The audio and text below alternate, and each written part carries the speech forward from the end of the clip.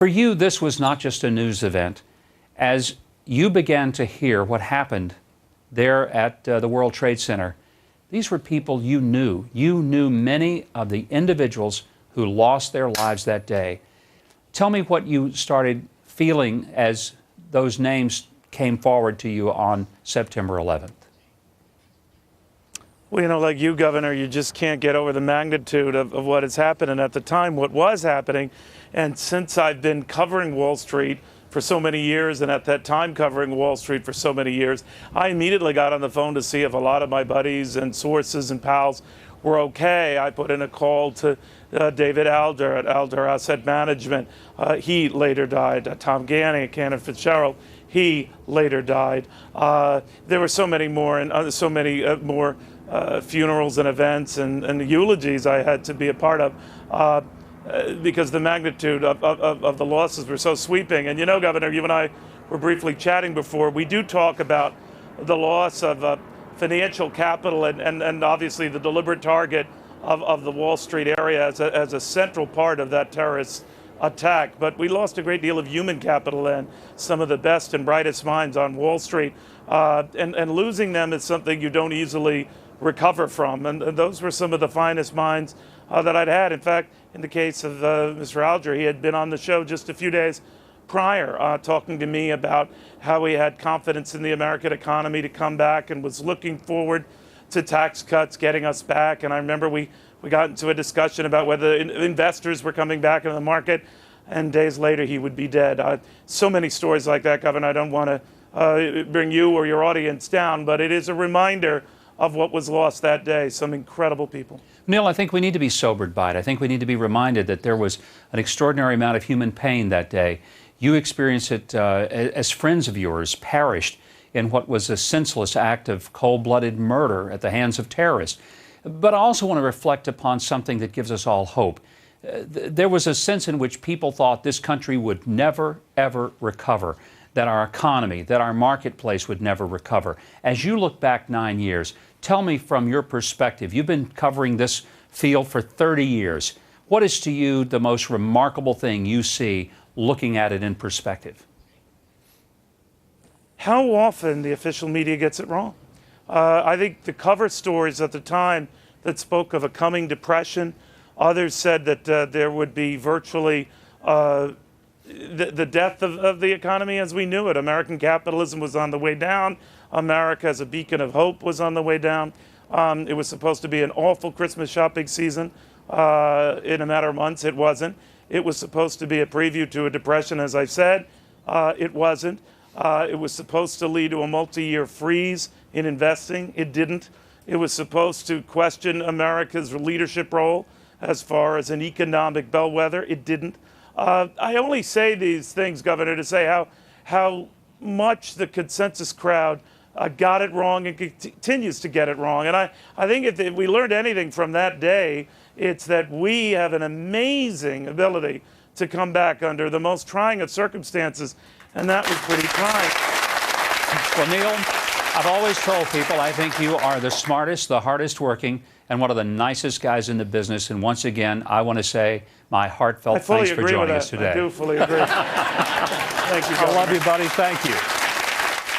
2 days after the Twin Towers collapsed in downtown Manhattan, a symbol of hope appeared from out of the wreckage.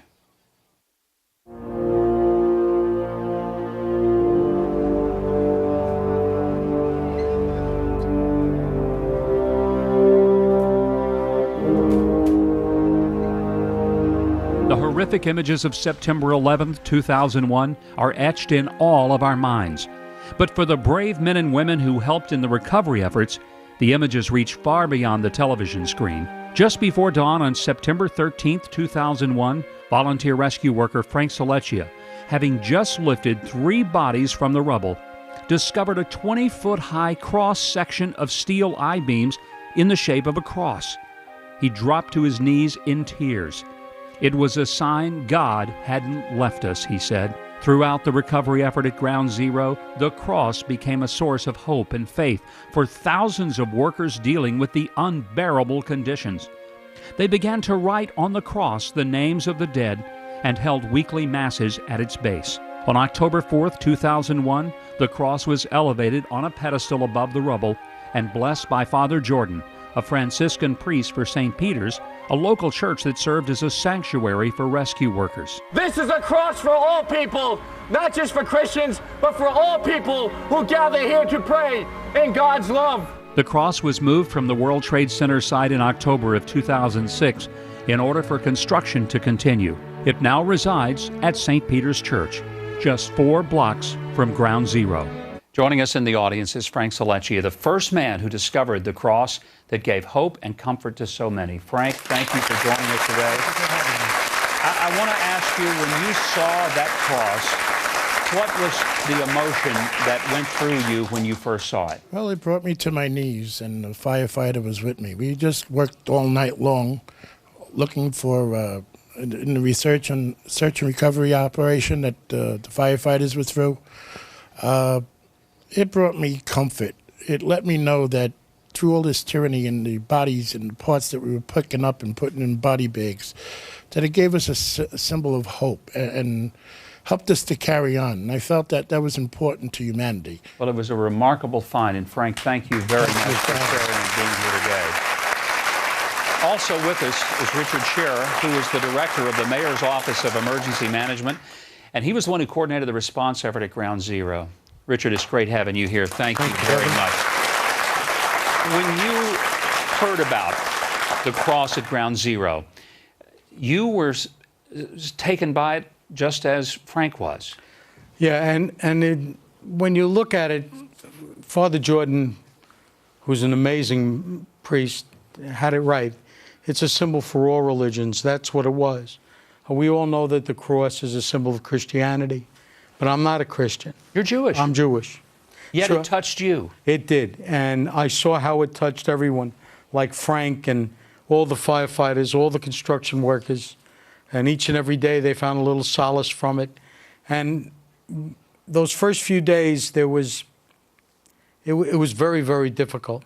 And that finding that cross and then eventually moving it onto West Street made a big difference, and it gave people something to think that God didn't abandon us. I mean, I myself said to Rabbi Potasnik from the fire department, how does God do something like this?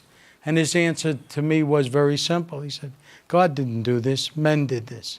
And that cross really meant so much to so many people. And I hope with Frank that it goes in the memorial as other religious icons have all over the world in secular museums. That's where it belongs. Richard, you had looked at some of the ugliest scenes that America had ever seen on its own soil.